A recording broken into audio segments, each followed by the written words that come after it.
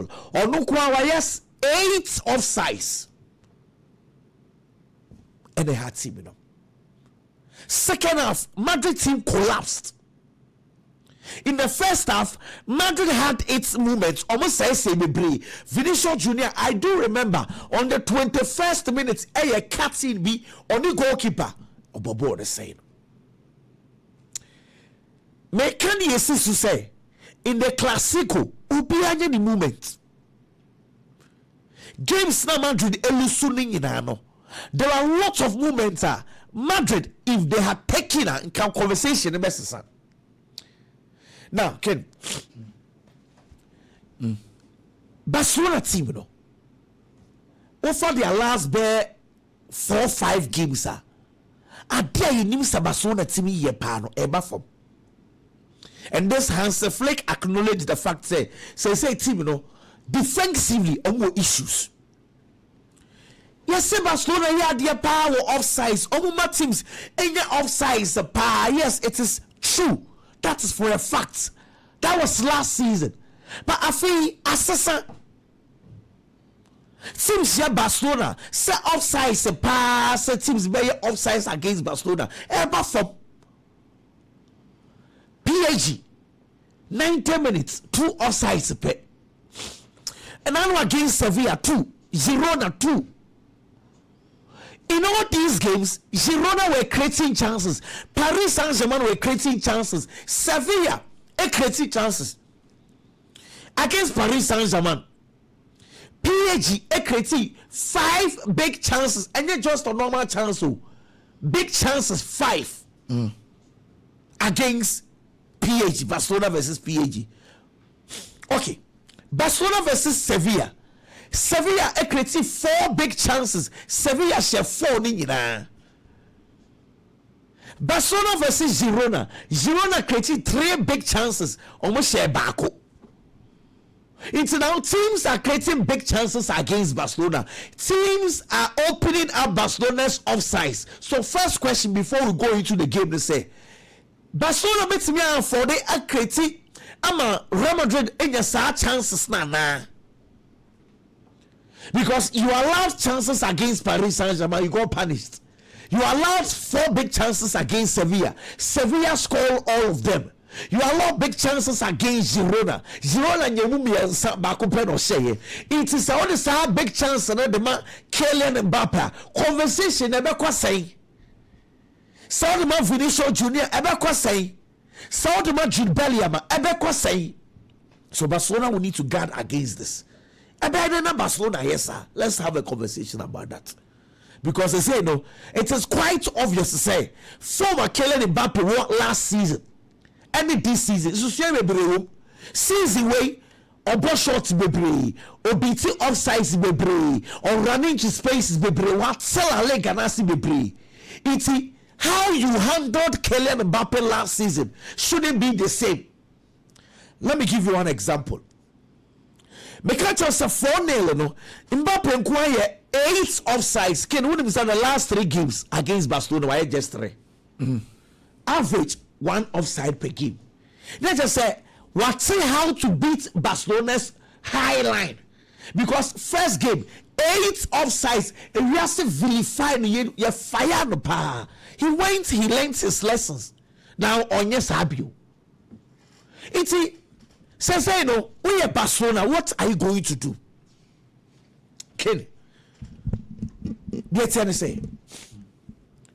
First of all, me sure say Hansi Ebesis a highline in the even a mid block. Son of a bonebo because a part of the game.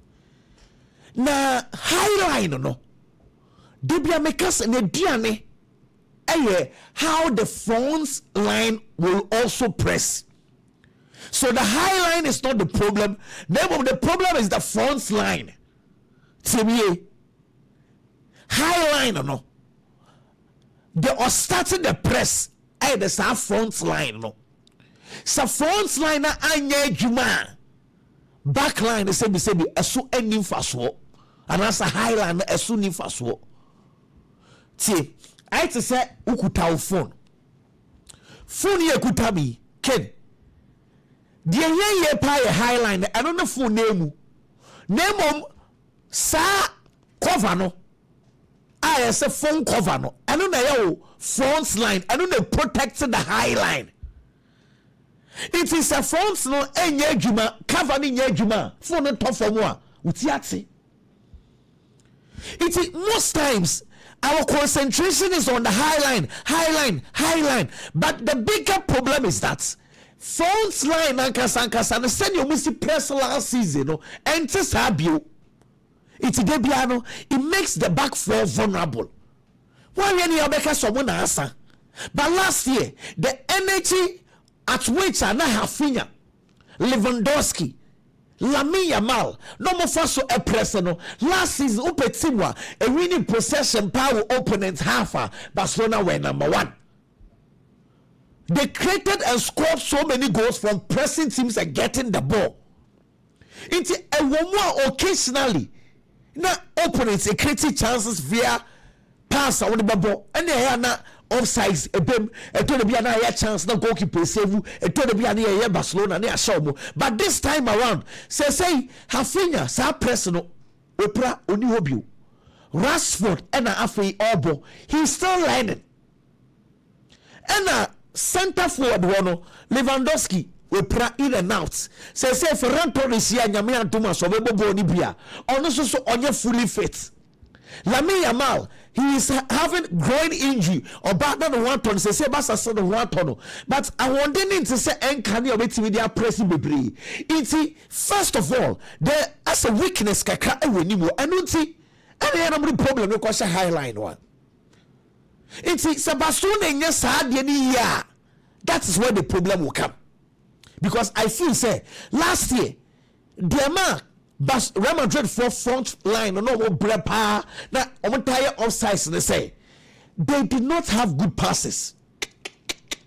Tchouaméni, Fede Valverde, Jude Bellingham, only good passes of the ball.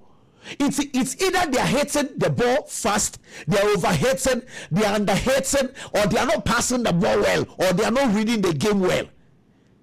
But I feel me passes our Real Madrid team anymore.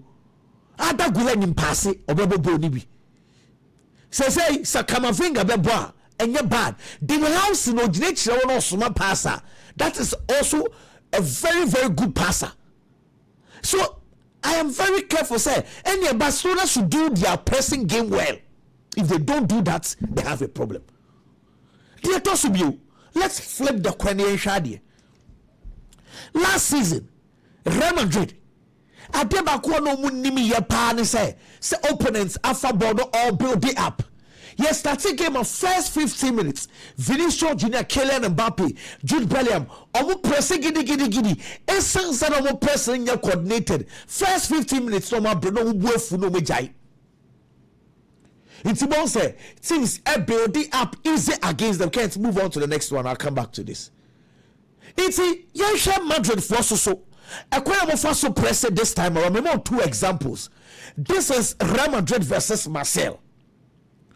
Unlike last season, not averagely, Madrid for highline press 3.8. Ken season where winning say jump from 3.8 equal 5.2. Meaning said they are winning balls. Our opponents half a par. So this is how they start their press. Maybe I can't so much.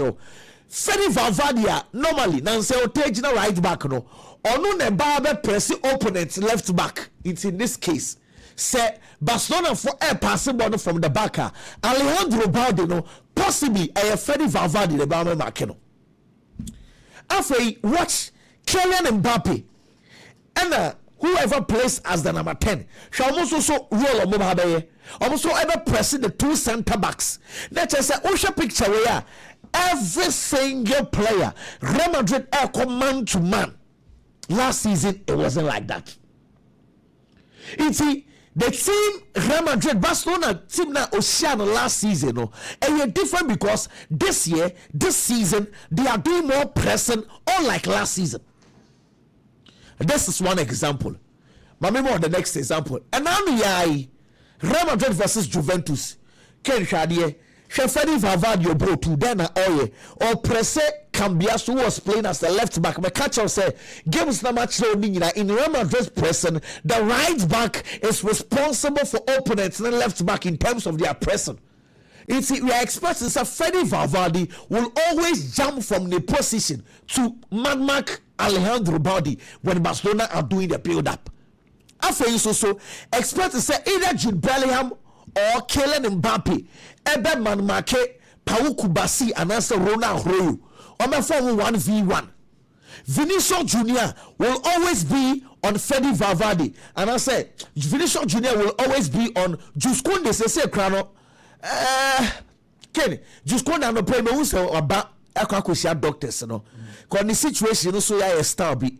And the doctors for the match so obebo ni bia number entire stars obebo so obebo dia Vini will always be on him.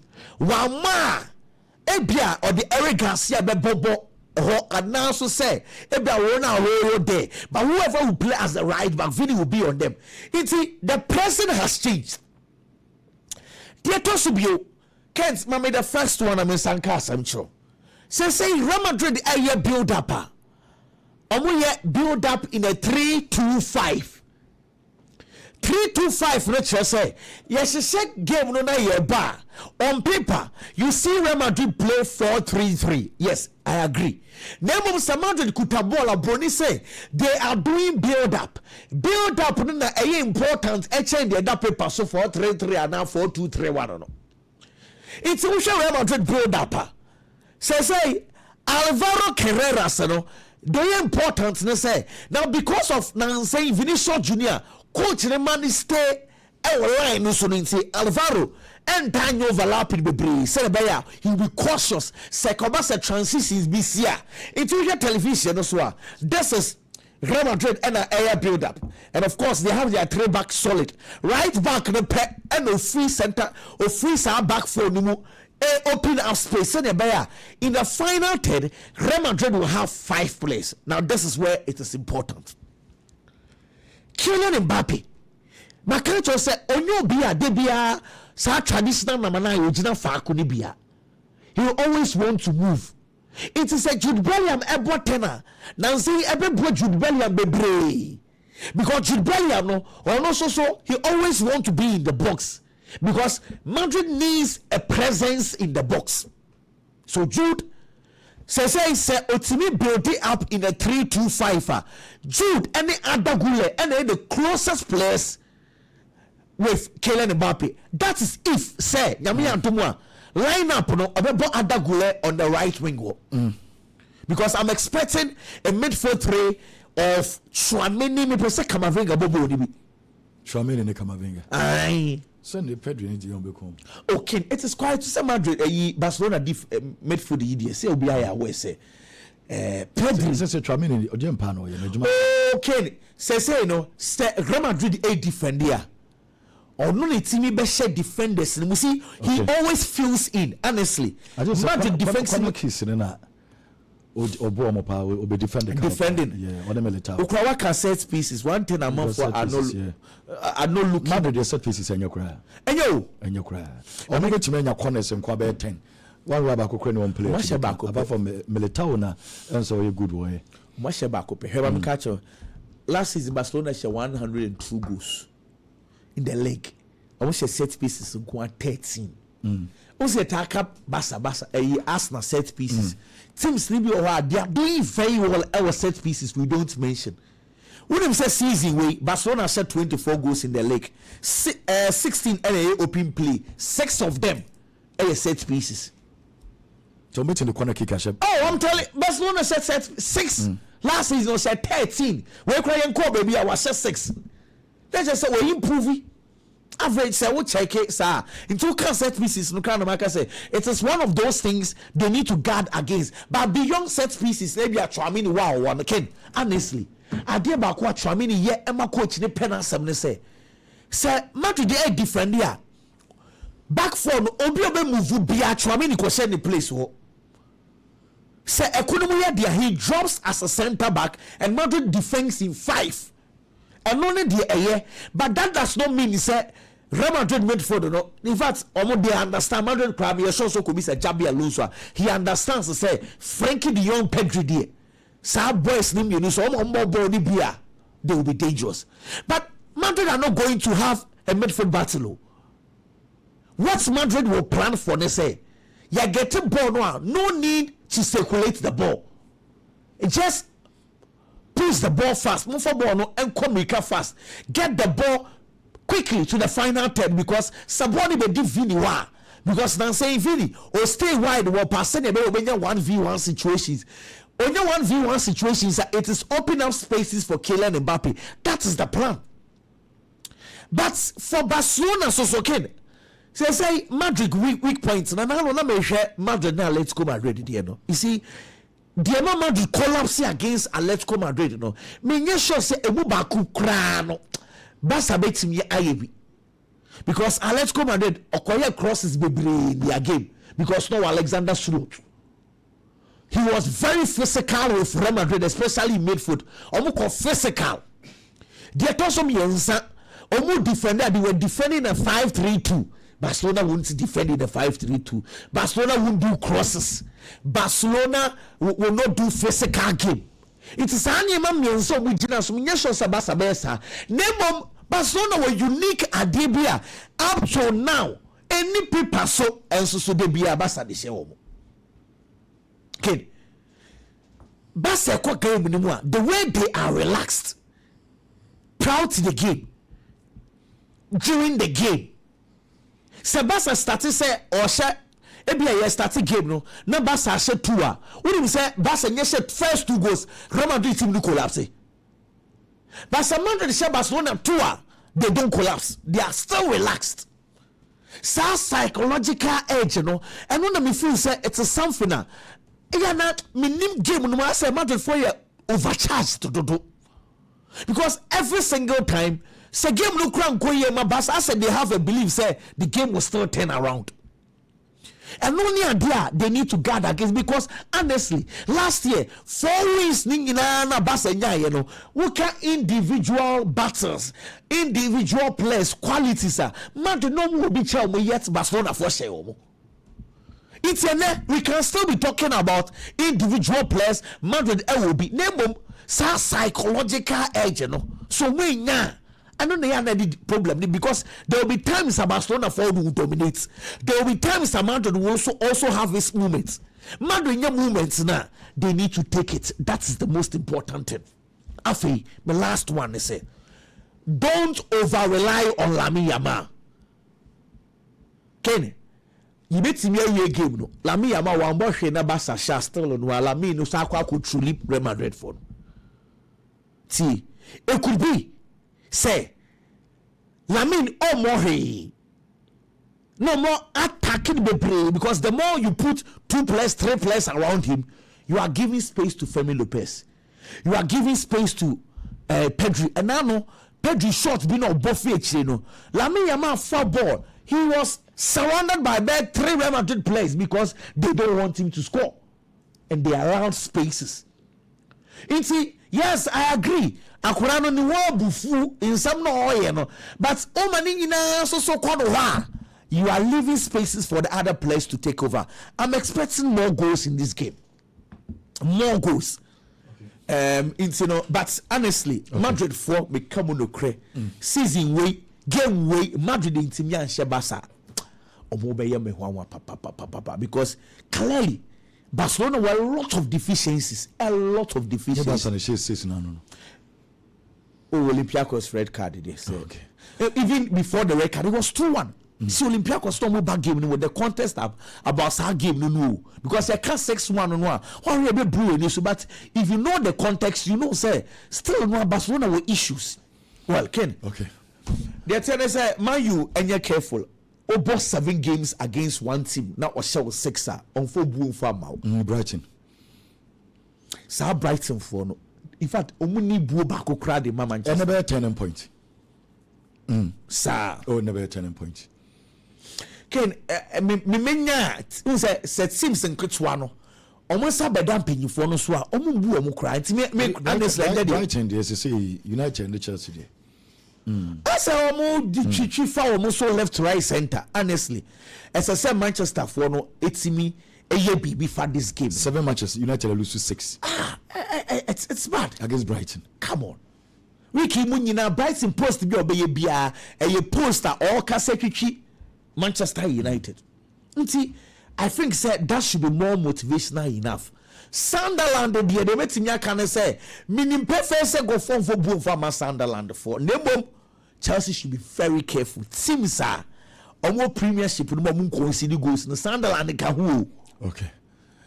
Inti in fact a game me person who complacency in the Chelsea game because some of these games you know what my dreams so Sunderland they Sunderland they lose to 2 Man U for sure Man U for one can say because game no so much please Chelsea should be more clinical and them expect to say person me who Maggie continuing man a chance because I think say Joao Pedro anybody chain be brave but Nancy form no about form either Joao Pedro plays as a number 10 Maggie was say number 9 or they should allow the player to build his confidence. I want to see that. Ken, I'm expecting a Chelsea win. Liverpool also and you're careful. Brentford for no master of set pieces, master of long balls. Coach and say we're analyzing Liverpool. We say teams are over 570 long balls against them. Okay, Omo master is our Brentford for one. Omo should be against Chelsea. Long ball, control. Kevin Shade go. Omo say mienu against Manchester United. Inti Adiana also on panel. Okwa kushia omo master. Liverpool should stop complaining. And I know almost say set pieces, and our opponents use set pieces, baby. Also now, against Frankfurt, say Liverpool they've set pieces na share. Now Liverpool set pieces in common, they've been quiet about it now because they are taking advantage. It's instead of the coach complaining, I think the right thing to do is to find solutions. Long balls, stop them from playing the long balls. It's any more for they should start working because the more you complain, the more teams take advantage of it. Men person Yebepo game they no coach as I'm about complaining long balls. Stop the long balls from the front. Liverpool are good to go. Okay. You were saying about the twice be more Billy found some bread. My mention here from the Italians here. And now there was one game about so AC Milan. AC Milan yes started this season now. Liverpool na more that chance. I'm going to compete even for the trophy. Fortunately or unfortunately, the first game of the season was Ankoye. But from there, I'm bouncing back. I'm finding my rhythm. It's really how good they have played for some time now. No kwa share piece there. A lot of people had that confidence. AC Milan but unfortunately, AC Milan TV went to me and share pizza. I feel so idea about how AC Milan bobo the pie, how almost setting up a team and how they play.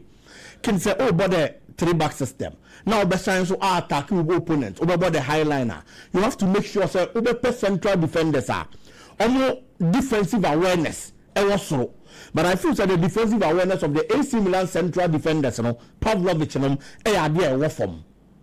Almost sense of awareness, poor, and almost science like pace.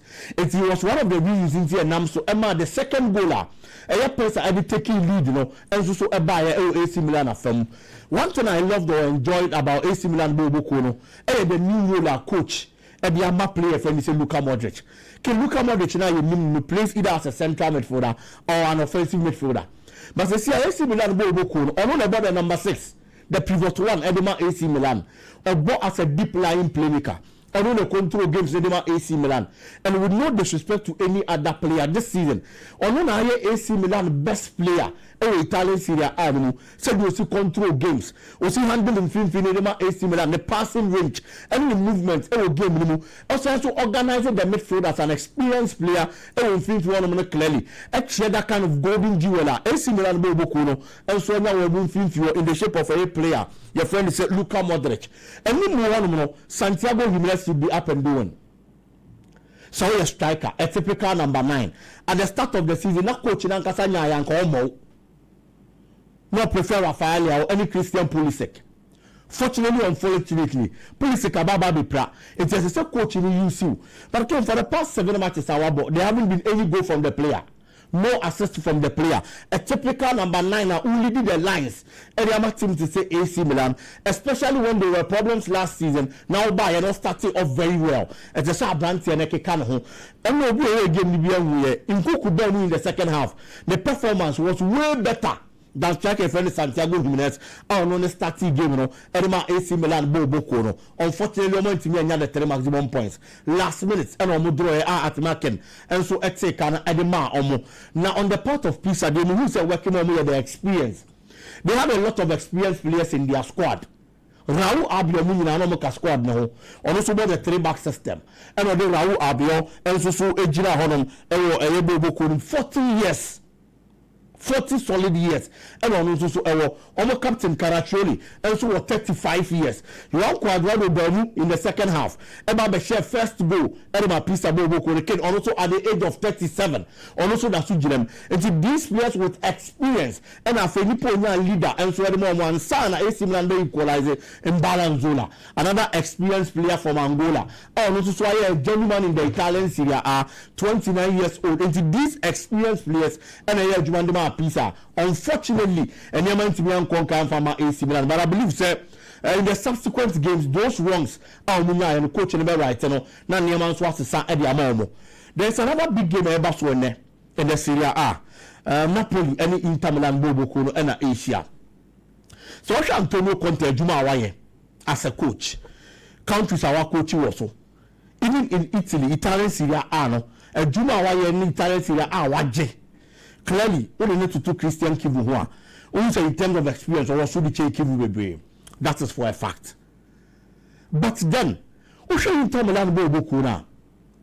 Almost one team of Manchester League in a CE. But in their recent matches, performance in the corner air coso. The last game they played in the Italian Serie A, Omuko AS Roma home Kokosho 1-0. In the Champions League, the last game they played, Omuko Belgium, Ekoshe Union St. Genoa 4-0 away. It's the last 2 away matches on Bono. It's there's that kind of confidence and found this time around. Almost as Napoli will nominate Napoli on the other part is coming from the backdrop of a poor performance, an extremely poor one. So Napoli Bakwakobo Champions League against PSV. Near better the 6-2. It is psychologically a man telling no man could from Momo. Based on the last game of my boy performance of my dynasty, deficiency of Napoli on the field of play can Cassia air midfield. You just Stanislav Lobotka and about the defensive midfield Edema Napoli Bobokono. On the control the midfield, Edema Napoli, on the dictating the pace of the game, and so on film, but on not available. It's coach any option there. So the Quaco used to be Gilmore. Billy Gilmore since about Napoli the performance not skyrocketed a cost. But in the defensive midfield role, who to be found to Stanislav Lobotka, especially Inter Milan midfield now air banner. There is almost every player available. Almost every player available the man Inter Milan Bobo Kono. Eric Mkhitaryan Mujinam, Hakancha Hanoglu Mujinam, and one film free honum. And these are players who are competing. It is a one now number 1 defensive midfielder. Now the Billy Gilmore Nekwa. It's a some Rantiana Akano is supporting a lot. Kevin De Bruyne, Scott McTominay, I was back to the party. And yes, they are. Inter Milan will take over the midfield. I will take over midfield now. A better game the Napoli so waiting Yaba. No, Baba will be a game. And then there's another problem. When we look at the start of the season now, on available. But Napoli no more fortunate to be Rasmus Højlund. Obaye from Manchester United na nyoma nkoyi. But Oba Napoli Bobo Kunimo. Goals no shebi mo league now she Champions League now she. There were 9 familiar dinger. Napoli Bobo Kunimo we need 2 goals in just on no she. But unfortunately on also doubtful. Ekobasa ape e was so before on Lorenzo Luca. Also from Pisa, everywhere a team, and your man contain for Mano, improving so that kind of striker. In the absence of these strikers, so in the absence of these strikers, only bit to be a Jeremiah Juba the Napoli Bobo Kono. These are the deficiencies of Napoli Bobo Kono. Inter Milan problem are all going into this game. Ayabako. Marcus Thuram any available. But Marcus Thuram any one of them, and said a big of a problem because in his absence, only both games no win goals no, and Akolano no na baba be share 9. Andy Wambosi. I want to so a GM, a partner, a Lautaro Martinez, and you may come kind of man. Ken, so we show Lautaro Martinez because he's a proven striker. This is our 3 goals, Serie A. Ebia Andy, not big player, or not popular. Only 22 years, and the last 3 days to now 22. Promoted from the youth team. But Obabe in the league, also 3 goals. Or 3 assists. From 7 games, our ball in the Italian Serie A this season. And the funny aspect is 7 games, and 2 pet. And Aquadana started, and Inter Milan Bobo. But look at both any assist to Oriama. And see, on Tokyo the honeymoon, feeling here soon. So there will hear your opportunity to exhibit the kind of talent and quality on Andy Wambosi and just Ekita, and Inter Milan Bobo. Looking at all these parameters, okay, come on to TV Frima. I feel that the deficiency in the Napoli team, and the away performance of Inter Milan in their last 2 matches, Emma Inter Milan an edge over Napoli Bobo. A double chance for Inter Milan. Possibly a 2-1 win. So I'm going to make me applique the 3 maximum points in this encounter. Can Brentford ni Liverpool? A 1 gamer, Ebianca, Unya so baba be share straight away. I was so confident say Liverpool Bobo. Ebe me applique the 3 maximum points. But before Liverpool go to Frankfurt, akwa 5-1. Now Liverpool have 4 consecutive matches competitively. And Liverpool in team winning back. It's only casting a bit of dent on the performance and quality of the Liverpool team. On the other hand, Brentford Bobo calling to new team are why that strong this season. It is very true. But these smaller clubs, some share teams like Kessiana, they always want to prove a point. Omo person omo chere say omo so so quality omo betimi dia team bia because e kobasa wo share na news but omo ni shower omo no be make the headlines omo no be control the airwaves just because wa show until we say Liverpool here careful and so not abon home they stepping in the Premier League. It is true. So to be Premier League now clearly we a coach how modern more so and to between ono any Kate Andrews there and so not Gina Brane but Kate Andrews also person through history. On also pursue a baby Brentford winning against Liverpool and so they are going to need the and the coach and prepare very well so the best Liverpool Bobo Liverpool in careful coach and he's a set piece expert.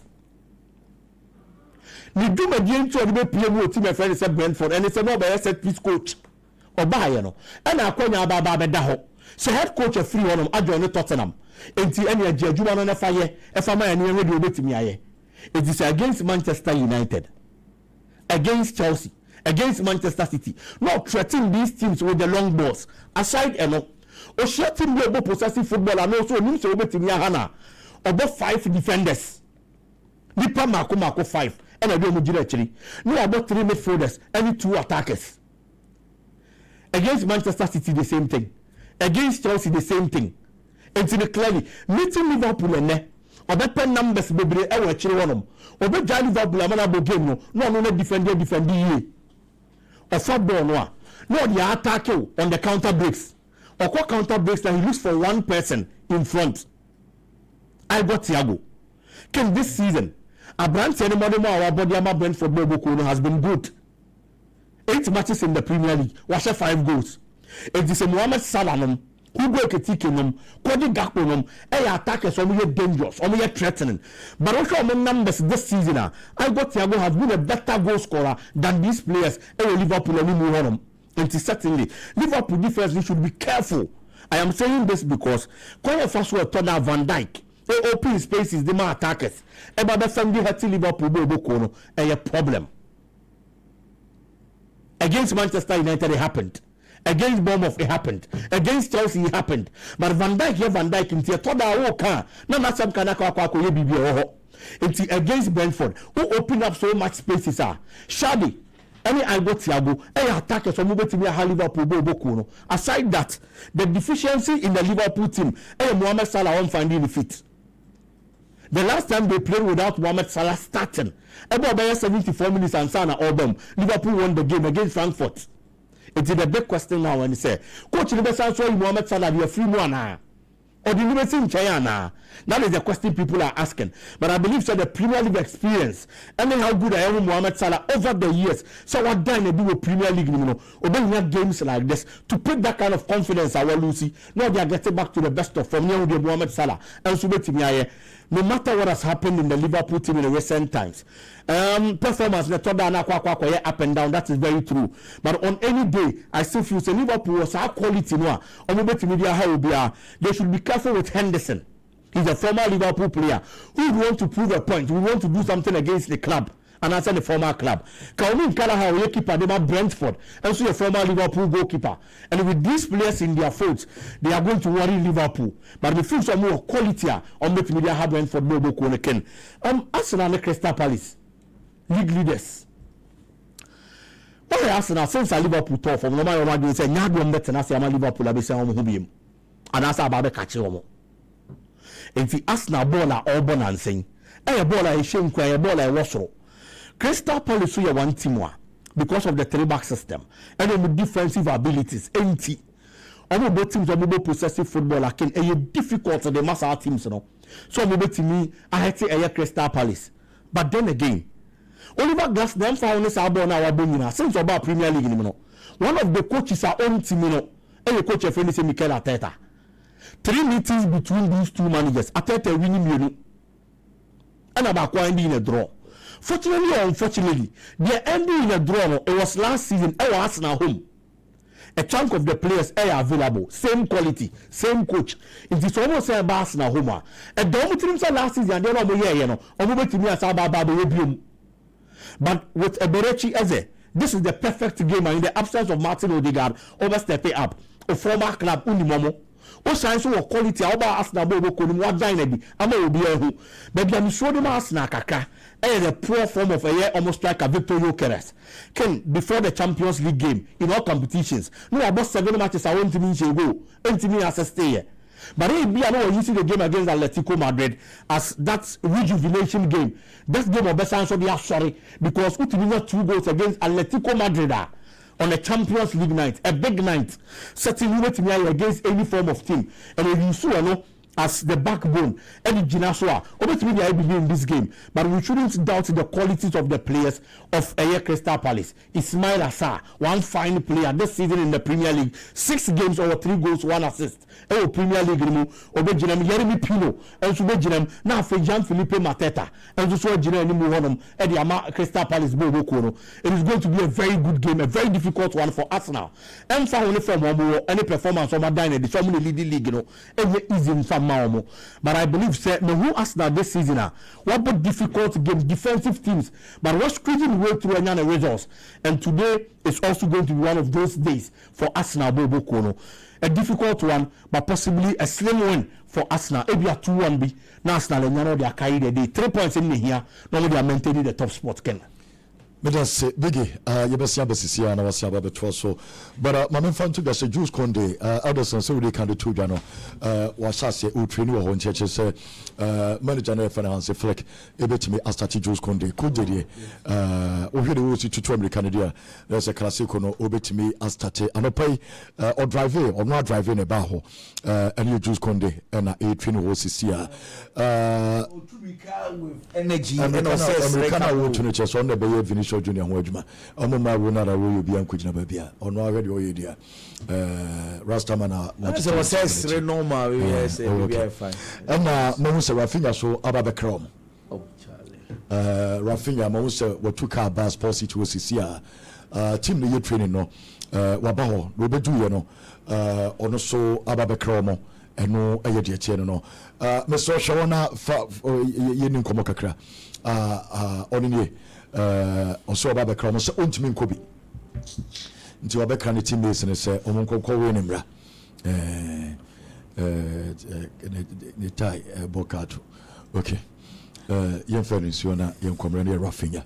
Now, when you said you are PKs, our crown the day, our crowning in a Lamiyama.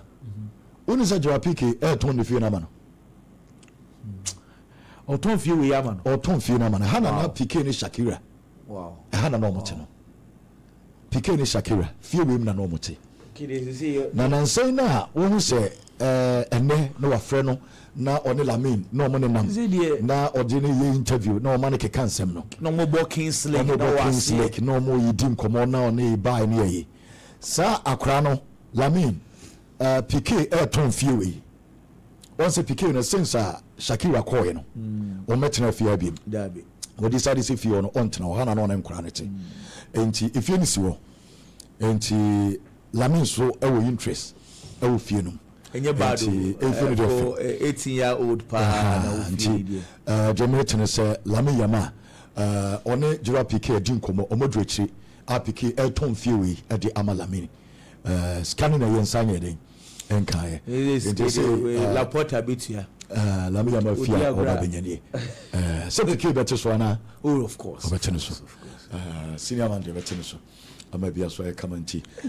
plan no nti King's Lake na dia che bebrebe no because 2 days before Classico na PK do born King's Lake na just one can he obi antimi nka nti na me say Barca for na mo maye di ni say nkwada ni bia Pedri na say juice kunde mu na kobo sa abo ni bia nko mo ngasa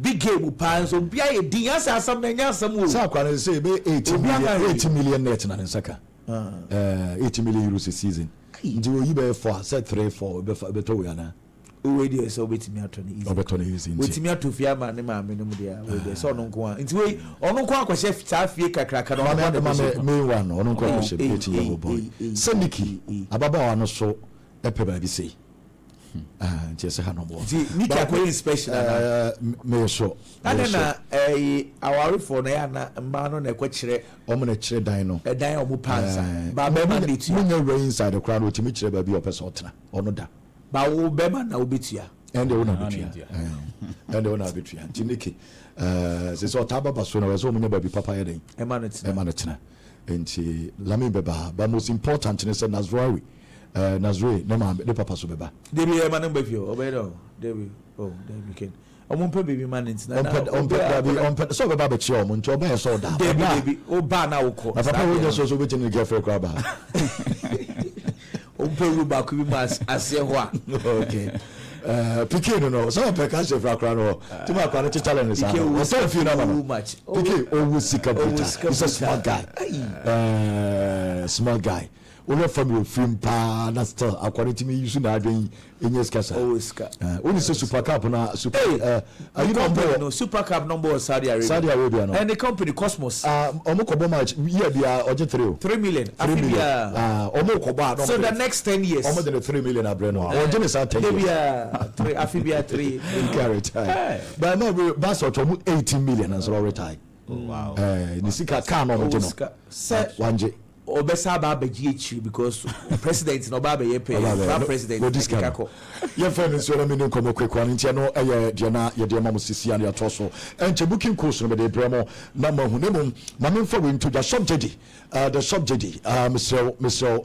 subject justice ni nyina eye the subject enti ko subject na to justice ni nyina eye the subject ho na wo to ne ba papa ni den so fe ta be patro sneakers ni na so to be sanso na ton aye Jesse team bia Jesse ubenya bia to the subject enti onya subject de ma mo a eno aye the subject no so e ho na wo ton o kwakoto sports wears ni nyina e de afri Jesse bia ubenya bia utobia no tobi enso e de aba oba boy no na bibia so e kama ntia the subject no na ye didi aye omo enkomo no okay yemfa eno ensio na yemra na booking course no me di won komo kakra fenoma na yemre kotoko game ne sisia. Okay, President booking course yanante na yenkwe BW1 B8E 5C0A BW1 B8E 5C0A code number 2 BW1 B8E 8A86 BW1 B8E 8A86 code number 3 BW1 B8F 3950 BW1 B8F 3950 Code number 4 BW1 B8F 5A6A. BW1 B8F 5A6A. Code number 5 BW1 B90 0859. BW1 B90 0859. Code number 6 BW1 B90 5DF2. BW1 B90 5DF2. Mr. Betty screenshot na odi ammonia and your betway a weekend a course no and yeti amamo and so ho yababi room na yen rekotogo game no name munya coffee centroni kese pa coffee sunyane coffee see mfa we ma open your friend Mr. Denisado and your birthday Mr. Denisado e brekum Pehu Enterprise Brekum. Mr. Denisado, happy birthday. You're from Kofi. And the Mama Patrol Shop JD. Numbers in 0535 76 59 75. The shop JD. Mama Press Pulse West Nibi. Aye jerseys, aye sneakers. Dia Kanina. Aye shop JD. Mr. Ayadia. Me Patrol Shop JD line. Aye woman. For 0248 8901 aye 04. 0248890104 enti first line we eno ene subject numbers no Samson Treso me patro Trasker Hospital enche wo pe na owo it will 0248890104 now so waje ujesi bia opebia amufa kodo formo sisia omo he on be do akra eno anadwona na so ba no anadwona omo we are charter flight of course charter flight there you of course just from stadium straight to airport sure airport straight to home when this guy now could lie so when this guy now could lie so the lie so sad yeah announcement the announcement to airport to sa no what to crowd one kotoko ye catch us omo fi Morocco ababedu kroma after send round hwe game little 7 to 9 p.m. to Ghana time 9 p.m. no mo kroma sisia just sikaye sikaye but these boys as level now modern na no ntimi there's some ye mo pa sure so the charter flight for game abadi akodai say na start me go na tanya sa of course na no ayi for akoyi Go Stars in media bimu kofufa Turkey kofa transit na be ebimu ko in batches na of course wa ho de ntimi this one for higher Ghana na so higher Ghana on be do Ghana ni do Ghana aso ba homachi omaba be do di hun komo yenu hun komo yewi ayo pi ho abetamo aso makoto no ma supporters ni be bo from enye be obi abofu but say match na point ya na mu hu di omo no na ya se atom o ma tom player the man ya ni say engofo no mo di kan ya na so omo de so omo say no kreso omo na kotokofo awie ayo musika se mina awia omo de say so omo de ba the last time them say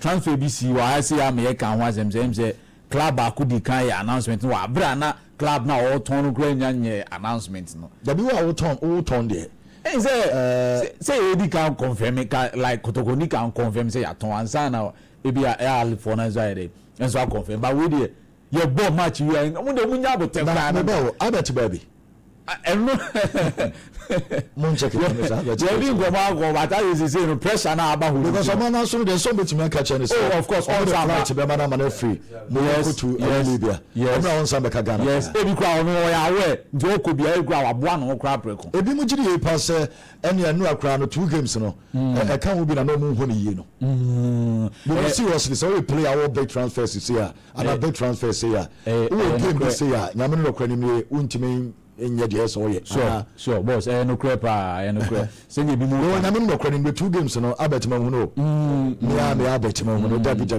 ma hu no kra this seems na transfer ne dan nim dada enti ebi ama me protecting ho kakra for say bia injury bi nko ba ne korofo na nan prekra mo me kan chere say omo di kan ye bibibia okroma oh of course ye bibibia answer mo kwa gese bia omo akobọ lu na say boss na ko bibu be fupa na untimi nye transfer sisi ya do ba ye wi dada na omo pese of course omo game ni of course omo so omo game ni wi it's not kotokokra ko nanim kra still but na me bi say entina kotoko as a football club no mo nim say omo qualify David boss ba say unim say over qualifier yeah best player there enti yemfa ne say kotokoko enanka na omo wie tie na omo kotom player ne ananka omo be ko group stages ebetumi say sika na we mo de mo omo no ebetumi mo nyenya group stages e ka de na onko cancel din na say commending what so but ebi so boss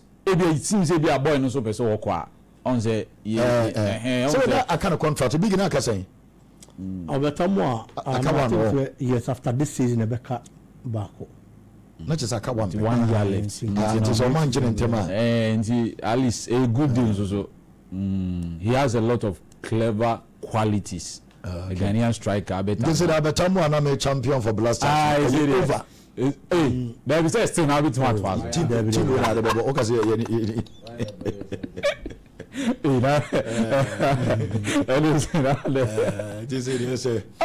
Uncle Trosso, you wish no a year war. Na Uncle Trosso and so 2 blues power and rap. Go for me, say, Oko Montaz announcement, and I say, when someone will Mamusa could say, say, when say the only club, Akawa Ghana, club beer, the clubs in clubs in the same situation now. The only club Akawa Ghana club beer. Because of you know what it's on. We are bass, move bass. Go on 20 and channel metros you should be worried. Say the question say Kotoko Elusu Abet Amwa. First question you ask yourself, say Obetimi Ajelego, because just say you're trying the next window and son of Koto striker. Yes. Omo Mosisi Obetimi Kotoko Kwampoku Morphy Donzo win the league and go back to Africa, or probably win the FA Cup and go back to Africa. The experience those boys picked from this African for so being were bad. But what did the video every single year we are unable to keep our best player because this is King Eben. Say dear, and yet Ochnebia some na ya be Bob Bena such for say football no na say dear because I am ya say Adiana over prayer kwakodum pepe so be they will go back to square one. Yankasa men don't even Barcelona all the sika be banner sika mu odua. They will sell their assets to you. Play BI is saleable. Depends on what you bring on board. But my problem, they say, year in and year out, we lose our best player. That of course, so our replacements no bebano. Most uti cry sound so yeah. It is a what is the point? Trust me. Say cry no. I say when go to aso cry fin. Kotoko. Masa jina game ni wasa me asha wo come ya sha kotoko okay Kent mami first goal no join Lawson television any dey obenyu bibia because calf for ni dey you know ekwa first goal ni bia unya bi hwe ya Lawson TV na be who goes no me pacho ti say na first goal no isi ebae we na hwe nsi yo nyina na hwe nsi hano keeper no the first save in the okoipa eti nyina na hwe nsi so mo san organize omo obiem omo timi organize omo 25 seconds na ball no cross chewie mu free chiri be pin ball na enti your time no ball no 32 seconds and 32 seconds na ball no turn net it's around 20 something seconds and you 20 in 30 ne 32 seconds na ball no to mu omo conceding time do na the atmosphere ne dey say without it nti first goal no we are corner back sa Kent Kotoko equalize omo Samba goal no o dey no so be man nti Sante Kroko kwan a Samba so dey ne ti pin ball ne dey to atem na ha ne dey na hopes no ahase ba because okọ work okọ take a work asha mo atika na say ba nti second goal no eni anase Koroko omo equalize no na eba no Samba panyan na atena na nya kasa nti we Samba omo na eni work enya second goal work enya second goal Kent o de no so beba work second goal na kwan fa so a eno so ba ni nyina mistake Aziz enso ekokoye na we agire se ball no se nko balloon ball ne mom onu so ni se o se opia pass no enso edemano player no nti second goal no say na ekokoye Aziz balloon enso ntimi an control ni ye ena ma work enya second goal no ho no mo na yonko penalty no penalty incident no se ne esi work enya omo penalty no ansakra na aye pananka penalty no ono so were to atrem no in fact baby drew no na Koroko defenders ni goalkeepers ni goalkeeper ni gide say ball ni de wa anya na hwe but em say enkofo no ye from pitch pool what ben nyina has why ni de but but we say na penalty was we de na penalty but we dey call for one penalty sa who is penalty penalty say nye nsankwa na de penalty ye nine ye no can we say no can kim ni nine can David ni nine can David is a cosama na yellow card because normally ana referees na ta hwe we even baby ana ball na nam na baby a ball na eko so what you say the only a year attack na wa you say obago so benya penalty ontimi nhye goal ma na nyere e ma na nye ye nti normally ana mo hwe contact na mo se contact na minimum na se na contact so now keeper no one fan in Sananko. Yes. Agree. Say, yes. Obama referee now say, "Tis almost Revana, nigga on bebe." I will say, "Udikai eyi no free." Udikai no free. So what I say now, good player and then home. Yes, utan now. Normally, some Revana almost consider winning. So, a van Kenya penalty. Yes, never winning. Unfortunately, never winning. But we still are on conversation for France account. And the NTN no nsesa game no nsesa 5 no. The pananka ni pananka ni na sem kwetu akwa am the lodge. Aba. Ema afede meti Hakim Ziyech say. He's a smart guy. Yes. Because we are joining now. Her numbers no. Yeah. Should he play good stadium with that a big club. Of course. They say a quarter corner has ya. The atmosphere. It's women at the World Cup. Sure. About 3 matches. Sure. I'm about to World Cup maybe. Sure. Baby, I know and I'm Concobi. Sure. I've come to Crank. Sure. Go. I will just over Afcon World Cup. Go. One stadium no. Atmosphere. Now we on be boni bi. Oh be good. Only on rebel. Oh be boni bi. Now flags here gumuni adi. Wow. A good experience at the market to go players in the Bray. Of course. But to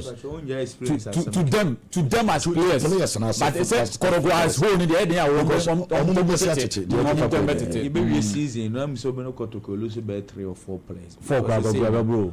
The Keka no is a Pitamidu. Amidu situation. Samba. Kamara. Boko. Is that where Josie and Niabahon? Yeah, Joe. Jones and Niabahon. Which is where? He say no, a birding say may criticize it too. He say because a bird striker no. Yes, a man all criticizing a birding. What I say. And I quite pokus opera. Coming to say or the donzo never born. Or the donzo never born. You the donzo never born. My man 4 goal no. Send your work 4 goal no. And so you see a buyer 4 goal no.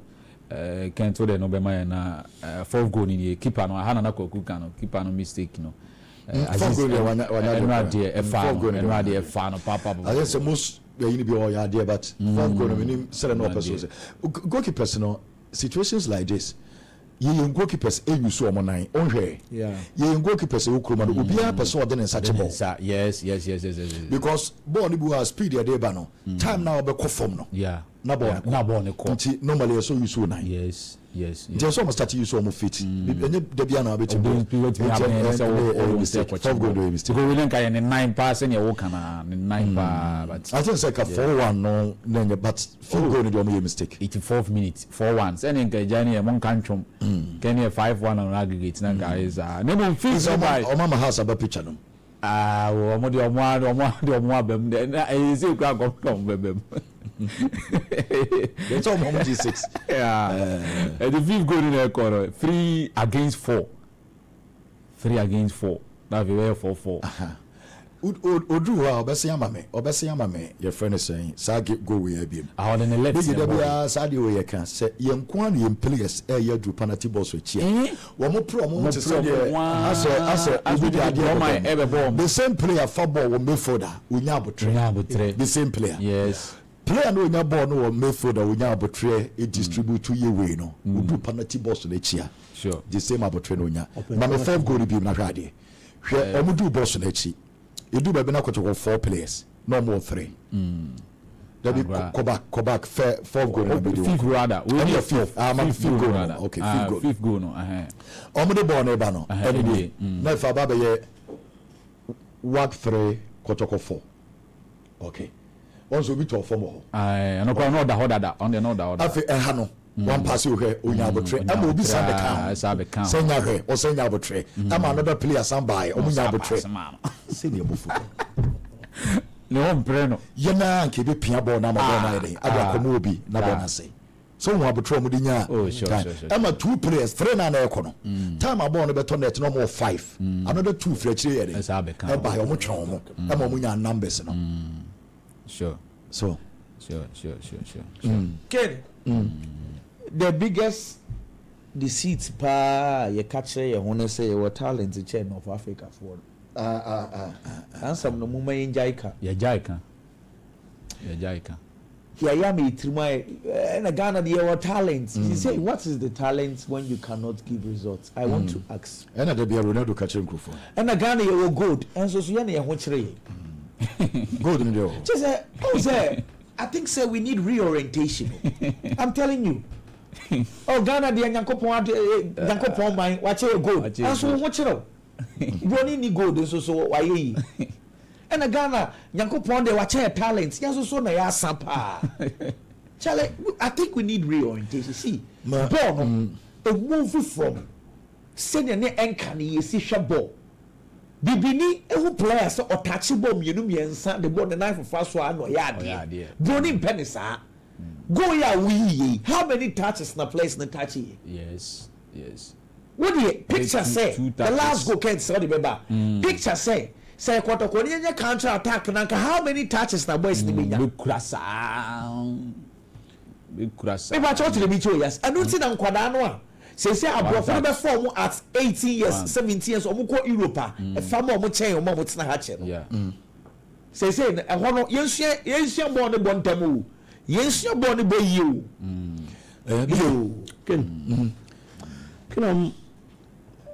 I think right after the first leg obi no wogidi okrom ha bia no wogidi say de bia e bia no de kasa football de e ball bia betimi ati and only the only gidi no bia wo right after first half no bia hu say de ne be ye den de ama asante kotoko first leg no because Ghana has say na waka ba ha no aba be show you know North Africans no when they travel outside their country they don't play any proper football and then ma lawyer Safudu Kubeka say waka for no cramp no mo overhyped o mo hu bo bia o boy but waka ball na nkasa no be bo no be ni krum the home grounds and one over what's our born and now you could see Kumasi Asante Kotoko players on the field and we had them beating me they were very energetic but the only way you are work a job ball no passing 1 2 3 no Jina Kotoko 80-yard area no kwa show that is football you play direct football you quick ball check direct football opia so 1 2 3 road na box mu ya kire no e na all boss a ball no omo quality ni chen ye Kwame Jala me and everything. And for me, I feel second the besia na esi no na ye nyina ye hope say nko make experience na next year next 2 years at least you will say omo betimi dia kwa Africa kwa akobọ mo modern, but right after the game be see you know I better mo akona all connect experience omo peke come be kwa club fufrum enye Kumasi Asante Kotokom ti say they can be we always go to destroy until next season, next 2 seasons. A chunk of these players here who are goalkeeper on the day there were times for you mistakes because look at the second goal the pass now my any problem but all the second goal now work for the share now he had the luxury of time no or breast or be taking the right decision or try more play and bend you know pressure ban so and will take the wrong decision but I say all possible on the archer. All these things are inexperience any idea and work supporters no omo dey down ma confused they are going to support omo international okay and yeah the nipa be stadium ba wo omo support 90 minutes it will a player na such a situation atmosphere there it was a tense atmosphere be charge be foul and I think they know how Kumasi Asante Koroko work with the better side we dey argument be and no qualify so about 3:15 more power I'm for the live commentary ne for Cl&aacute no watch na Sunday say 3:15 and as game ne baba Kwame for the crowd bre na men san metoa men comedy so ne my interviews be pre so Ken after game no say we obi a opɛ football Ghana football men sira Asante Koroko e was sad about open about him your football na kache Kotoko na akwa kolusu mijitum say house of folk and Samuel Bodu kolusu says 1 no Kotoko for 3 has the same thing ana Kotoko lusu a house for 3 Kotoko e normal ma agro de by King say ofre from baby a you be free bana I also aware who the Ghana football because kwaku Ken Gab no mo de Ghana say your clubs everywhere Gab na say other clubs in the mayen emuwa say here na me person me compare ye ne North Africa for nimpo because some dem come any by countries bit say Tanzania mo na say for okay Gab no mo de mayen no anu edin eni nya akoba ni nya na iska Kwame me ye team si me ye hu say when we play this you discuss where we are saying at the moment do be ya no be Dimitri Wuti abatamo situation na menya hu almost can no almost say it's can so for obi omonya first can mai sika na ono aso mo de be ma no omo fa ma bonti yes sir yeah okay jena abatamo na be hia no mo ntimi ntwa ma no and then someone say kroma team air kotoka aye Ghana 300,000 Ghana cedis and that's 300,000 Ghana e dia ma play akura on person onye say onye onye so onye but one say as a professional footballer now when him say oye key obetimi am wanya eniama ba ko bi no one say nkenye hu another me me boy nkenye hu but decision is say omunye sika we am spend anything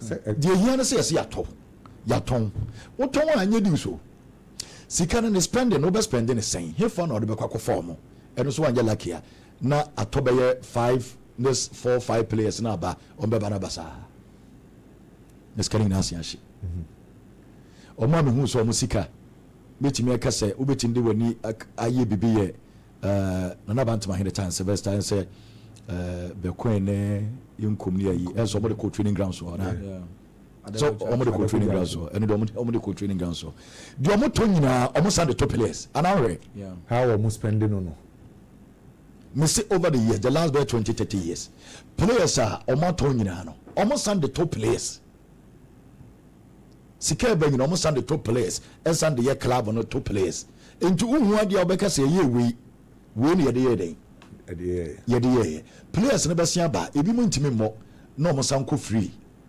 so eti obeti say yaton abetam wa yenya sika sei yeton we yenya sika sei but always scan crack omo fa so mo spending na Ubi we know who sika na nkasa mfaso eba so de ma club no eye yenkotomra ti player ne ba na anye ya na ya sia ma contract no ya terminate no yeden no ko eni ntima me kai say sa time no me kai so mo ko sa training ground so mo kudwi ho adua green grass e de ya je ho ene ye be kwen ne ye fa ni say inkum ni ayi nti now so you selling club dia ese sa ne ma ne ba ni infrastructures ana what do you be me because so you selling club dia wo de ye ne say sika ba wo de koya ade we ni ye hu say sika omu generate sika say e na omu de koye ba san de koto players na the following season sa players no ko na wasan de akoto foforo emre team ni we so me to ase how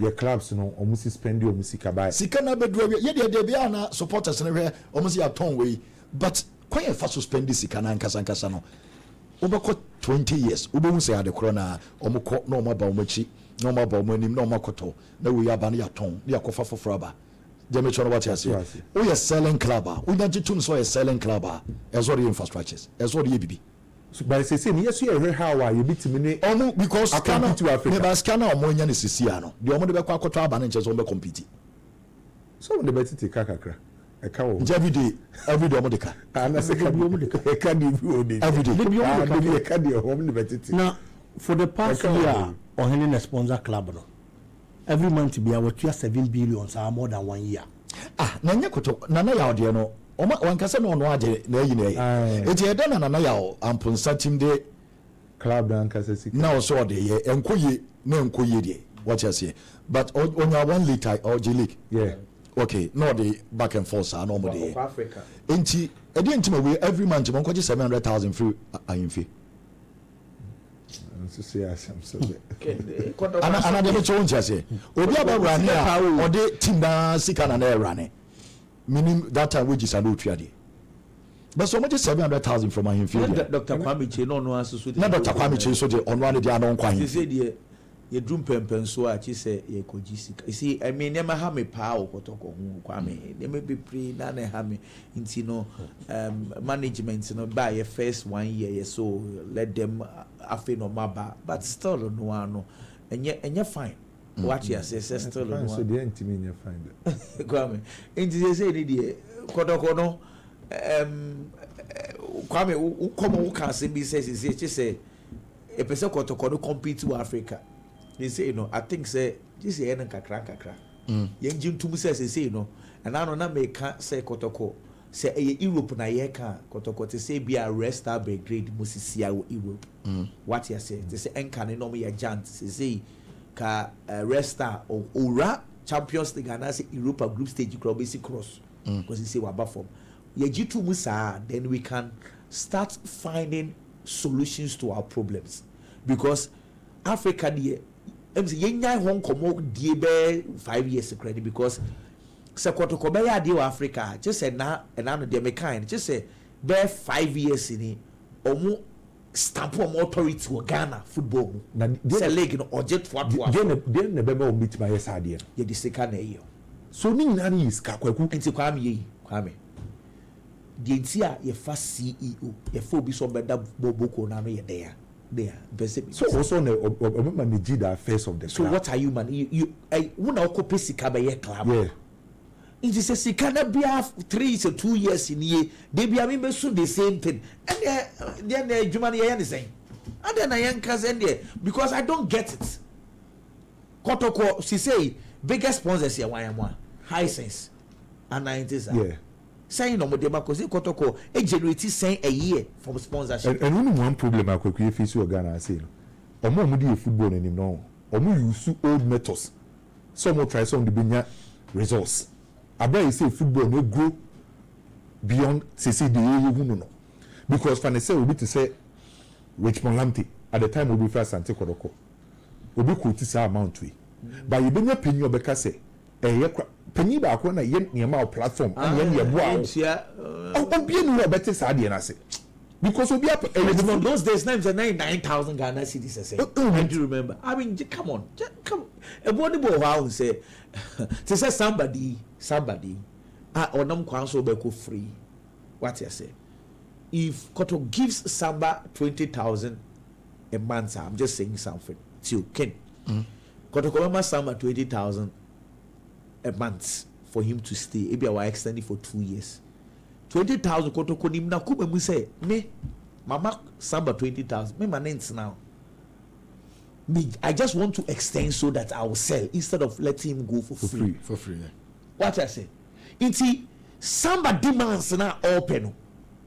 You pay knowing very well say me manoko free say me maboka but me decide be a man 20,000 what's now 4 months What's work? what's the work coming for so bebre it's member of Sasika no I will extend for you me extend the man here ya member agent top class agent mandate to say go and look for a class for me. It is instead of letting Samba go for a free we get $200,000 to Granua a good business. But the same person says can catch or say also. I know to the catch the catcher supporters they say Sikana boy demanded the yen to meet you but who to meet you no manako free So must say this training will come out on I'm paying for the gym commerce Yamane Kangen and I just drinking water you know Komodo Tamuzu many a Yadon Tamuzu I won't commerce Yen Tosso and Fanfio na Yendi Komo na Divine Hope Heba Aya Center and paying for Elfia, you know, eating Comosisia, na ya Twaso, Eddie, Efio, Yubia, Yene Kangan and Aja drinking water, and a Dr. Amuzu, you know, Muna won't come open you have a cordial. Radugusu King. You're ready, say, you're ready, say. Yenin Komo Ayakakra, Ocha, Dianoko. King, Yeda Radin Yankopon, I see, Pay, na Menchia, na Unwa Bedjafo.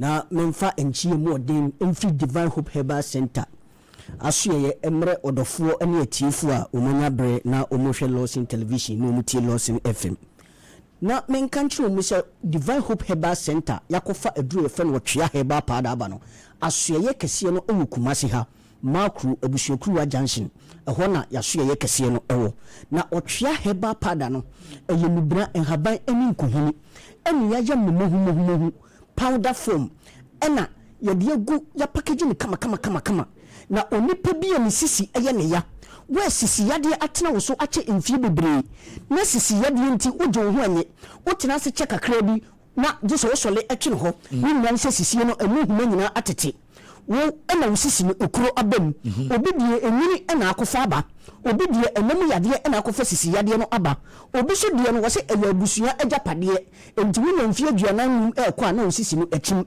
pese me ka kire so wo nyu ajapade bi gyanchiri ma orofo se wo hwe no wo busua sa yade wo bitim a wo duru wo hia aye wo twea heba pada na ekoi bi sisi wo bi o sisi ye bia o twea heba pada wo di am so obi nyu nsuo de na mame anopate ba kugum na wo di atere mu nuanom emre to aso mesa ya sama me acha ye na wotwe miensa wonom to aso a enwantum na wotwe miensa sisie na atena wo so ache na wotwetwe nuano no nuo na wonu hu fi mu o ba begina brane so oba na be ma na numbers no eye 0591 56 55 57 0591 56 57 0550 63 90 37 and 0551 22 82 81 orofo ebia wutie no wodie no koko ama wo pesa woni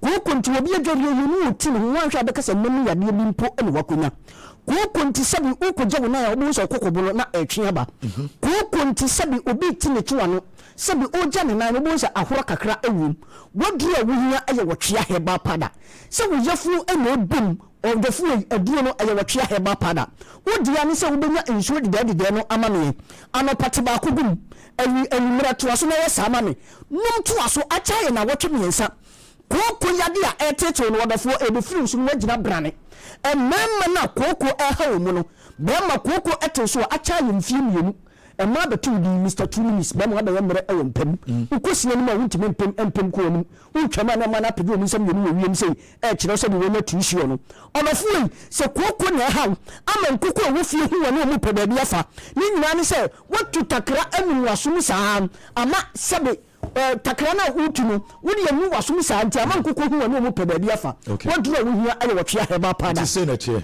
wotwe herbal powder no nie anti ehemu sen we box ni na ehemu akomako 50 50 eti anopa sen kuni ma me say ya anopa baako na kin we no de wo ma e de ni say enjiri hwe okay sesabi unumtwo de unum ye bia obetimi de aye se tea kura na ni na se mfa sugar no tea ni sugar nkwa na mfa bingu yes koko kura betimi de aguma me okay ina kubensu so a ubetimi de anom emema no kubensu nti ile so ode nsuhye ana kubensu nti ade nsuhye ne kubensu nkwa na enom yes ana ankansu there was techniques bebre ho a eni ufre kira ya de key ni kan ho oh okay aka kibu ha ye nyonto ha okay enti mema no mo fa numbers no big screens no so no free yesesi na bema ye fa special kibu nka ho na bema wo kosine no what me apema ko wadim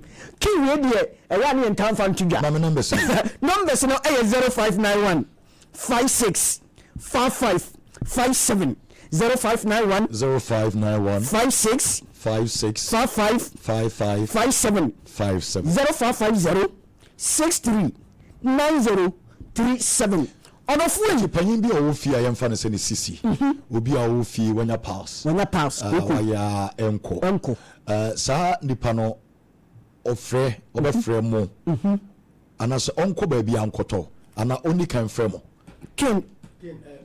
mame bremu hase ye dru no ne no mo ye simple okay ha ho kra mfrɛ okay wodi wonya wonso ohye kakra bi a fa ba ko fra anopa ne no enwumre in the same thing ya wi bi owo bi abekɔ no say uhia extra bonuses a ena ma ofrɛ yen okay so woni mo hwe kra no anopa fa nso ohye fra enwumre fa fra no to say empanifo bi ho no mo ase bi o mo to asese etimi twi wo mo saa ye o mo ya yese wonya siatika waye no saa kenenko wodi anopa baako enwumre baako obi ho stroke ena akara to when wo hwia enye yi ne fa adwo ontimi na nteken obi stroke gina to asa okay ena wo say dia na me kan say eni kwa say wo numa duro chance ara onya yaresa nti bia o hwia heba powder what to duro we say wanum say abosome nhu no hwe jainom ebia na emwawo because bia je do ba ko age de ba 2 years de bia o kwa say ko na be yi ebe yi udi agba bu mo ma duro no se nipa ne no be wanum bo so wa hu we na ohunu hwia onja no janum e ma na be to bi because mo duro na 3 weeks 3 weeks so hu bibi ezi hu wanum bo so hu hwia jainom emwawo mama mo numbers ne bi kin your numbers is 0591 56 55 57 63 9037 kin ena nyem mema nko anenom o se oba bi o ho ameka say o menstrual problem ne nurses no kra emba yie eba na ne ya enu yetum obi de ko be 2-3 years ne kra mai na so wonya ne menopause sa oba no to hwa herbal powder wodi onfense wo hie mfra no ho na ene hia me no wodi fa no ma onya resource ba me ka o muntie oba na de ye menstrual problem menstrual issues na yase ne ya eba o pains ono no mfa nso hye no wodi fa no ma onya resource bi onfa kube nso no so no dabi onfa orange so no dabi enti onfa de ne no ono obefre me ono de so frɛ ono onfre doctor me pacho me de medicine ma mato otwea na me ne dey asa ana eba ya me ya e ma no nkofa nso hye dabi onya resource obeka se do no nye o say ye wadi bi wonu ba ye nkyere TV ni radio so o chere obi so efa asua yeso ye nkyere da abafo akasa ye nkyere na so man mo mpena da se ne dey na eba no mu gina brane o say be bi ho no mi kase abranti na 30 years and 40 years by na he no be mara se no na atwewum ayelengelengi bi I say straw I say cleon enu akwode asa atwewum na wede mo no baso mpaye yesu di mbade bo na me be mampenya kese enye kese da ni here dro enu otwe herbal powder and you do is Ghana be on be anya bito ken na nya no be bia anya bito say pharmacy say herbal over the counter chemical shop nya bito na bia apere do otu a wo kuma se anya bia wonam bia anya bitu ko ken ho no mo wo akra so wa me so wo ko Kesben FM eno e cycle eno bida for business e share wo anala pass Angel TV anase bia wo ahyamanya na wako House of Drugs Presby Junction nti Angel TV Accra Presby TV Accra cycle ho na obenya otwea ne bia to enkranfo na making anase wo ahyamanya House of Drugs Presby Junction wo a friend say kaswa na ko Jikad Pharmacy Old Market say bia be ka say wo tie nka na wo ko forudua Gapsen Pharmacy wo be ato Lincoln Pharmacy eso so e wa Grass Road Cap Heba e wo sunwan wo be ato owas ewo takwa wone Finland chemist enina eto bi ewo hono PK Dombila ewo tamale the way wo sports ya gidi wa bia no bia sports ko do bia no sa kuro no mu otwa heba ho hono se bia bi wo ho heba shops ne pharmaceutical shops so wa kuro mu sei wo ko hono ma your friend say station wana because newborn ho one Dr. Clement Omino Clement so be newborn so DJ Jarvis mo newborn pepe ho ko ya bi to na me ka say bia na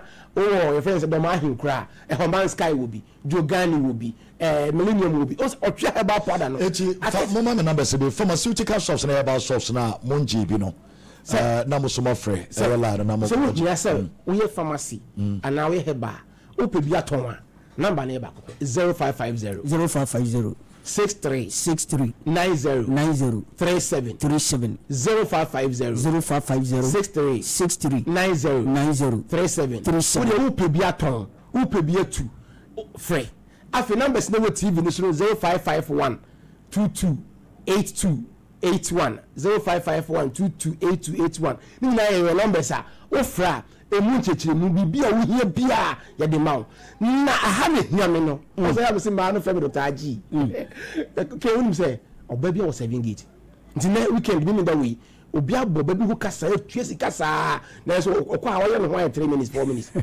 wo de auto twia na o say oba 7 gate no wo be first gate second third fourth last one na 7 no e ho na oba ne ka Aji no na oba ka Aji da ko 10 years ni wo to twia no a wo de ofre a Dr. me fa choma to twia ne bi na manya gate wo di misika che be pese man tiem se Aji ti fa kini ka me ho na mo time mi ko time to so e bia be 20 minutes be 30 minutes be 1 hour na mesrem penny for 50 years and above no obi me gi 1 hour na penny won ka no pro afi ara be 1 hour phone be peki a tempa che me gi 1 hour me ho kire me entimi nyo do you penny 10 minutes oni abrewa na mo dia da kele no so when we are branch here dia o ka time o pa o ka so na ukra o twia ni bi Divine Hope Herbal Center Ochia Herbal Powder e mo to ke obi to bi yo say ma ba ko me try ahwe ya to o twia ye try ahwe because ba ko pe we ensa o ya we no o mo ntore ba ko ya na we yare ya wo kwa na wa to do preko wo hia box yi ba ko fa me nchero box yi ba ko na sifie e wo sua nche mfa anopa mo yeti afagum wo yenso hie afagum na mo no nya yare sa me dem say your first my numbers ni be na sorry numbers ni 0591 56 55 57 0550 63 90 37 0551 22 81 if you aso ana ye ko be kwai cap heba osunyan na wa me da fom na ye ne ye ko se black ye ko be kwa na kwatia na ene misra ma men che emana de baako ene oba bia mpe ene weekends oba bia mpe wotwe ne bi no mpanka twade miensa oba yisu ogu sebe enke firi ho ba no enuku pleasant sa ma ni nyina mfrem na men chiro ma de BCCA yebedemo se eno a Divine Hope Herbal Center Ochia Herbal Powder no ebi odwa so me so kopebi ne nyina ne se adura ano e sepa ba kono no meto me nkomodie ne so because me ba be din komo yenso ho nsem eyade hia ye ne kanjene na je ka drinking water ye ne ompanyfo ne be din komo kanjene na je ka drinking water ebi de si me nchen eyinsu ade bia no ana menom etime so kanjene de emfa eni agro opanyi bibi abokode yere amiase kanjene naje drinking water energy na de magana for so you better was in that what tea for say on ehwe Lawson TV eni omo muti Lawson radio ina bedo bibia say anope kanjin for na yatena si ye de kanjin cheche ebre ye tea for ni ahefo nyina anope so say unye nso ni binum ya pebinum say the king edi tu dwa no nso on de bia onom nenam say ohu nso no faso dia ekura anase nso no emfaso ewom no ana ma onso age atum say o de kanjin ebe ni nso a anope ewieo enuo de somo on de o say woni kanjin na ekonti anope hu nche nkyerɛkyerɛ aside sɛ yɛpɛ sika no mepatwɔ yɛde ɛyɛ apɔmuden nkyerɛkyerɛ so ɛbrɛ yɛ tiefo na no pɛ yɛ topic no ɛyɛ neutralization ansa na yɛbɛkɔ so no yɛde number no ɛbɛto dwa ebi a wote kaa mu ebi a wonam fam anaa ebi a wogyina obi store no mu tɔ adeɛ wɔte yɛnka open number no 0241 44 91 91 0241 44 91 91 and 0503 0507 37 94 74 0507 37 94 74 Kanjin energy drinking water me patcho e obeman UGC oko about route so a unsa ebeka bi na baby biara wo aman Ghana fa na nyina baby biara wo hye bia no be hia se obefa no be menu baako na wafre ofra empanyifo ene obedin se woso na eneme nyina etima ye kama yenhwe yenkomode na ye de ebem na no pe so ye se neutralization unse ye nipadua mu no ye acid woyɛ nipadua mu ɛboa etimi ɛyam aduane menka ne saa ɛboa yam aduane saa aduane no sɛ yedi bayere den kakra obɛyam nyinya na afi udi fufuo utwa ɛtɔ yam a wobusa won sɛ ɛkwan bɛɛ so na fufuo no ɛfa so yam ɛkwan bɛɛ so na bayere na wudi ɛfa so yam obi wo ha ɛmo no kwa ɔnwesa enso ɔmene wi a wobusa won sɛ ɛkwan bɛɛ so na saa mo no enti ɛda so wɔ yam ana wobusa saa question no yɛwɔ acid bo yam a ɛno na yam saa nnuane nyina ɛma ahoto etimi ba nti abra ɛyam no na nipadua kwan na we nipadua nim nyina no enso mfasode e so munye free sa nnuane nim nyina no na omuso bie ɛgye ne die akoma nya ne die liver nya ne die yemugya nya ne die ne se nipadua kwan no obi aso mfasode e so nya no onso nya ne die amandom nyina tomato yie nti oka kanjina ade bebe obi atimi se alkaline water nti kanjina purely alkaline ne se alkaline water no se de bia mba ma history no ye na nanom no omkwafuo ma omun fansuo enso mfifie enko da bi eno so bre na emum abotan mu a ensuo ni fiba no efoma na haban tigum efoma ensuo ne ta ho no na haban tigum mo fa haban foforo na omapani na omasabi anom no eno ene na ebo omo emoma ho ode esipi ana ye maamenom so no eno ene na ebo omo emoma wo mu etimi sipinti ye maame wo o matmatna be 50 years ebi atna be 70 years omo nyina obi awodo do obi timi wo 10 ebetima wo 11 ebetima wo 12 baako fo onu be ma baako ebetima wo be 15 na obisa won say starter na onu be ene na wo ho a na omutimi gya so nya sa apomde no na obisa won say starter no na hospital kwa etisei na hospital kwa no na etisei na starter no sika say na wo ho a na ebetimi bi atoto sa nnu no ni nyina enye se bia enyopa bi na wo ho na emum na eye apomde mpan ensu a na omunya enwaduane pa no mudie no eno ene na ebo omu masa enema nyina no na ekoye edemo nti oka kanjina purely alkaline yakase purely alkaline na say obo ade nwani mu asemu ma enam say ensuo no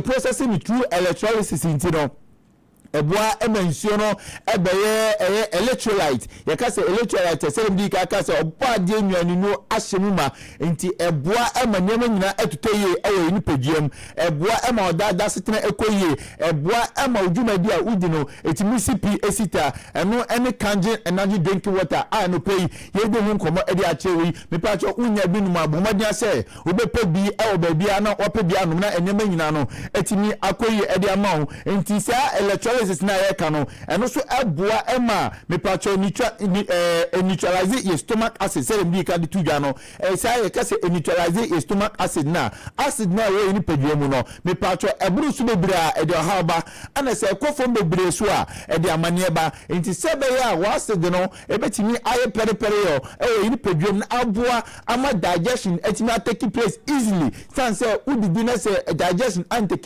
take place easily eno ene this acid reflux built-in sa nyama ni nyina no ede bobo sa ade achi udimi de odifufu anadwo be 9:30 nondu wodifufu awie waba akokon kwan na say nkatenkwan bibo sa ade achi ye no o sorry ye na o keso ye no afa o ti sa adwan na wudi ye no eno adwan na wudi afa o ti sa pampan e munim ana o keso a o ti ne pampan no eno emo ma ahoto emma nti ababia onya kanjin energy drinking water anom no ebo ma digestion atake place ebo ma sa built-in sa acid reflux ni nyina no etima dey efuru nipadwuma ama nneɛma nyinaa tuma koyie etimi ade ama na yɛnhyɛ ne so sɛ nhwehwɛmu ama yɛate aseɛ sɛ nsuo biara ne pH na ɛwɔ soro no neutralize what acid neutralize acid ɛwɔ body nim nsuo biara ne pH ɛwɔ soro no pH no ɛkyerɛ sɛ potential hydrogen a ɛwɔ soro no neutralize acid yɛnhyɛ dwuma die sɛ dem di kaka electrolysis no